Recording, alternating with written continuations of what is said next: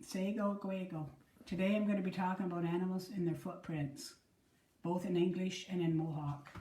This is a raccoon. This is his footprint.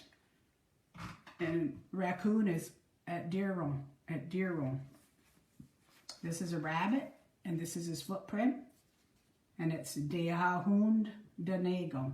Dehahund Danego.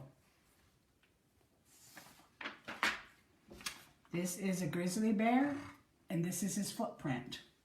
Ogwari do wane. Ogwari do wane. This is a moose, and this is his footprints. Skanutsa. Skanutsa.